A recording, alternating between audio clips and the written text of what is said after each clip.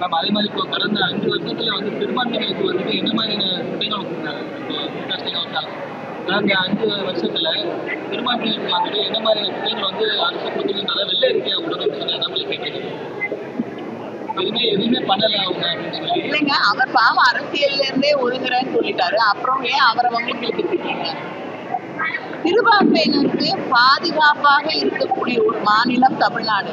அவங்களுடைய ஆட்சியில இருக்கக்கூடிய பிஜேபியில இருக்கக்கூடிய ஆட்சி செய்து கொண்டிருக்கக்கூடிய எந்த மாநிலத்துல சிறுபான்மையினர் நிம்மதியாக பாதுகாப்பாக இருக்காங்க அப்படின்னு சொல்ல சொல்றேன். அண்ணாமலை வந்து என்ன சொல்லிட்டாருன்னா, எய்ம்ஸ் மருத்துவமனையை இது வரைக்கும் சிஎம் ஏன் வந்துட்டு ஆய்வு பண்ணல அப்படின்னு சொல்லி கேட்டிருக்காரு.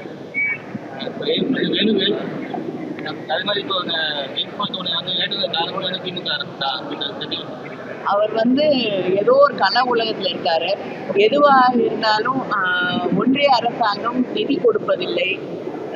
பல காரணங்களுக்காக திட்டங்களை நிறுத்துகிறார்கள். இப்படிப்பட்ட ஒரு சூழல்ல தமிழ்நாடு அரசாங்கத்து மேல பழி போடுவது, எந்தவித ஆதாரமும் இல்லாமல் கண்மூடித்தனமாக பழி சுமத்துவது, தயவுசெய்து என்ன உண்மை என்று தெரிந்து கொள்ள வேண்டும். பிரச்சனை பார்த்தா எதை வேணாலும் சொல்லலாம் அப்படிங்கிறது நிச்சயமாக நியாயமாக இல்லை. முதலமைச்சர் வந்து ஆய்வு செய்யறதை விட அங்க இருக்கக்கூடிய அமைச்சர்கள் என்னைக்கு வந்து ஆய்வு செஞ்சிருக்காங்க. நீங்க எத்தனை ஆண்டுகள் கழித்து அந்த ரேஞ்ச் தொடங்கி இருக்கீங்க.